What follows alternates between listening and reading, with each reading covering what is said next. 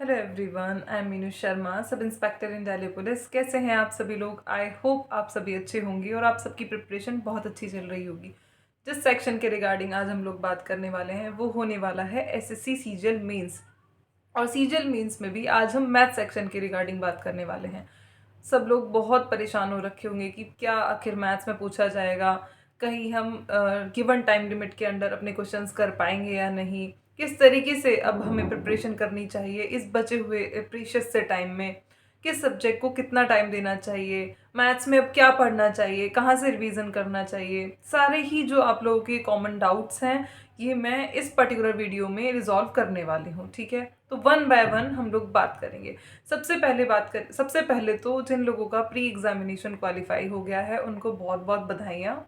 अभी जितना भी कैलिबर है ना आप लोगों के अंदर, क्योंकि एसएससी ने ना एक तरीके से गेम खेल दिया है भाई। बिल्कुल भी चांसेस नहीं थे कि लाइक इतना जल्दी आपका मेंस कंडक्ट करा लिया जाएगा। ये तो था कि जल्दी होगा, ऐसा नहीं होगा कि 4 महीने खिंच गए, 3 महीने खिंच गए, बट इतना था कि रिजल्ट के बाद एटलीस्ट 1 मंथ तो मिलेगा। बट ऐसा नहीं हुआ है, रिजल्ट के बाद ज़्यादा दिन नहीं मिले हैं आप लोगों को। 2 मार्च से 7 मार्च के बीच में आप लोगों का जो एग्ज़ाम है वो कंडक्ट कराया जाना है। तो लगभग 15 से 17 दिन जो भी है ये दिन आप लोगों के पास में है और आपको इन्हीं दिनों में अपना बेस्ट देना है। तो मैं आप लोगों को ये बोलूँगी कि जितनी भी क्षमता आप लोगों के अंदर है, जितना भी कैलिबर है, सारा दिखा दीजिए। बाद में करने से अच्छा कि मतलब बाद में आपको रिग्रेट ना हो, आप इस तरीके की प्रिपरेशन अपनी कीजिए। मैं ये नहीं बोलूँगी कि आप 8 घंटे पढ़ो, 10 घंटे पढ़ो, पढ़ो इतना जितना आपसे हो पाए, as much as you can. ठीक है, उतना पढ़ो, घंटे मत देखो अभी, क्योंकि 15 ही तो दिन है भाई। 15 दिन बाद आराम से रहेंगे, जितना भी आपसे हो पाता है उतना पढ़िए। प्लस एक और चीज़ याद रखनी है कि कुछ भी इरेलीवेंट इस प्रीशियस से पर्टिकुलर से टाइम में नहीं करना है। इस बार जो मेजर चेंजेस हुए हैं वो ये है कि चारों ही सेक्शंस आपके एग्जाम में पूछे जाने हैं।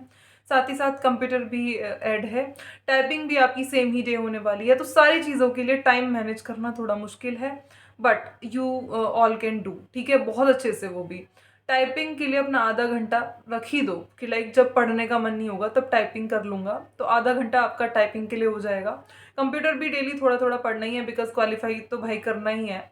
तो कंप्यूटर और ये, क्योंकि ये दोनों चीज़ें क्या है, क्वालिफाइंग इन नेचर है। अगर आपने इन दोनों में ही अच्छा नहीं किया तो क्या फ़ायदा रह जाएगा फिर आपका बाकी सब्जेक्ट्स में अच्छा करने का।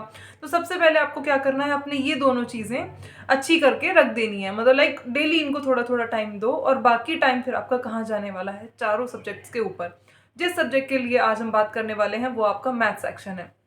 जिन बच्चों को मैथ से बहुत प्यार होता है वो लोग पता है क्या कर जाते हैं, बाकी सारे सब्जेक्ट्स का टाइम भी मैथ्स को डिवोट कर देंगे। लेकिन आप लोगों को इतनी चीज़ें याद रखनी है कि 30 क्वेश्चंस ही मैथ्स से आने वाले हैं।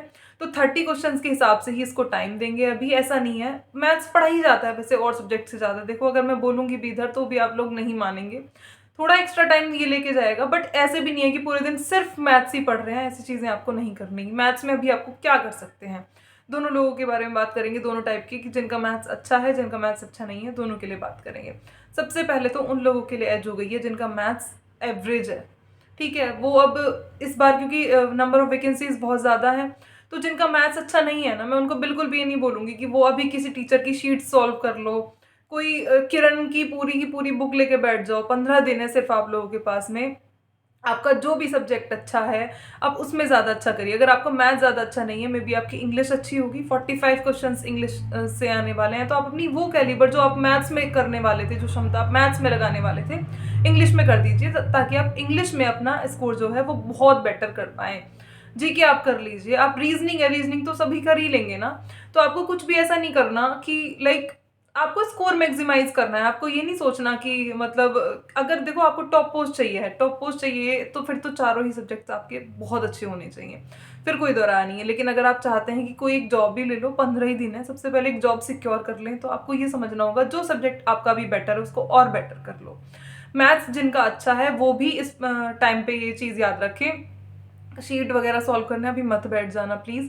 अभी जो ये टाइम है वो प्रीवियस ईयर क्वेश्चंस को सॉल्व करने का है। सबसे पहले जल्दी से जल्दी अपना सारा रिवीजन कर लो।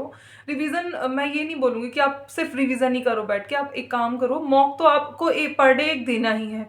एक मॉक देंगे, मॉक देने के बाद में जो भी टाइम आप लोगों के पास में बचता है उसको डिवाइड कर लेंगे। तो मैथ्स आपने जिस भी पर्टिकुलर टीचर से पढ़ा है, किसी पर्टिकुलर बुक से पढ़ा है, कुछ नोट्स तो आप लोगों ने प्रिपेयर किए ही होंगे, उन नोट्स का आप पर डे रिवीजन करेंगे, 1 से 2 चैप्टर, 2-3 चैप्टर अपना पर डे निपटाएंगे और मॉक अच्छे से एनालाइज करेंगे, ठीक है। मॉक्स में भी अब देखो टेक्स्ट बुक के ऊपर बहुत अच्छे तरीके से आप लोगों को सेक्शन वाइज पर मतलब एक तरीके से पर एग्जाम प्रोवाइड कराया हुआ है। आई होप आप सभी ने जो सीजल मेंस के पिछले सालों के पेपर थे मैथ सेक्शन के वो कर लिए होंगे। अगर नहीं किए हैं ना, देखो इस बार ना बहुत मिथ है लोग बच्चों के मन में कि लाइक पैटर्न चेंज हुआ है, कहीं कुछ अनएक्सपेक्टेड तो नहीं पूछ लेंगे, बहुत हाई लेवल कुछ नहीं करना है। मैं आपको मतलब ये इंश्योर करना चाहूँगी कि मैथ्स में कुछ भी नया नहीं पूछा जाएगा, सारा का सारा सिलेबस पुराना ही है। पिछले में कुछ चेंजेस नहीं हुए, सिर्फ 2 आपके सेक्शन जो हैं, 2 चैप्टर हैं वो ऐड हो गए हैं, प्रोबैब और आपका स्टैटिस्टिक्स। तो जिन्होंने अभी तक प्रोबैब और स्टैटिस्टिक्स नहीं किया है, मैं उनको यही सजेस्ट करना चाहूँगी कि अब वो प्रोबैब और स्टैट्स रहने दें, बिकॉज आपको थोड़ा सा टाइम का भी देखना है। 1 आवर में आपको 30 क्वेश्चन रीजनिंग के करने हैं, 30 क्वेश्चन मैथ्स के, 60 क्वेश्चन 60 ही मिनट। तो सबसे पहले जो टॉपिक अच्छे हैं ना उनको निपटा लो, बिकॉज सारे क्वेश्चन आप कर पाओ ये कोई भी वहाँ पे श्योरिटी नहीं है। तो आप जो जिन टॉपिक्स में आपका अच्छी कमांड है उनको और अच्छा कर लो, कुछ भी नया अभी के टाइम पे प्लीज़ मत पढ़ो, बिकॉज हो ऐसा जाएगा कि आप प्रोबैब भी सपोज अभी पढ़ लेंगे, आप स्टैट्स भी पढ़ लेंगे, बट होगा क्या कि पेपर में ही अगर आप अटेम्प्ट नहीं करके आ पा रहे हैं तो फिर उन सब चीज़ों का फ़ायदा ही क्या है। तो मैं आपको बोलूँगी कि इस टाइम पे कुछ भी नया ना करें, क्योंकि ज़्यादा क्वेश्चन उनके नहीं आने वाले हैं। 30 क्वेश्चन है, 25 क्वेश्चन तो आपके देखो प्री में भी आते हैं, 5 ही तो क्वेश्चन एक्स्ट्रा हुए, तो वो 25 से 27 क्वेश्चन आपके पुराने ही रहने वाले हैं। 2 से 3 क्वेश्चन आपके स्टैट्स और प्रोबैब से आएंगे।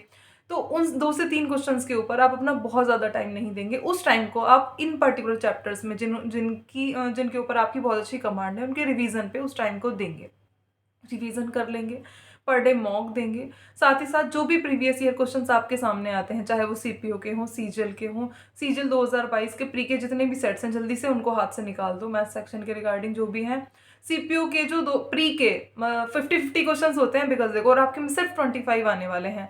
आप लोग पेपर देने के बाद मेरे को आके लिखने वाले हैं इधर कि मैम हमने ये किया और हमारे लिए बहुत बेनिफिशियल रहा। सीपीओ के जो प्री के सेट्स हैं ना अभी के 50-50 क्वेश्चंस के जो भी सेट्स हैं उनको अच्छे से कर दो इस प्रीशियस टाइम में।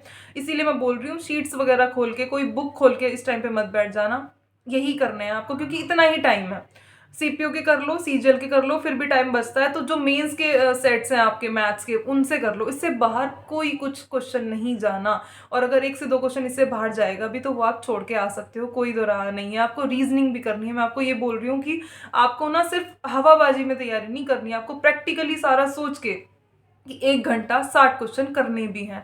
हर क्वेश्चन आपका 3 नंबर का होने वाला है। ऐसा नहीं है कि अगर आप कोई बहुत टफ क्वेश्चन करेंगे वही 3 नंबर आपको देके जाएगा और जो कोई इजी क्वेश्चन है वो 1 नंबर देके जाएगा।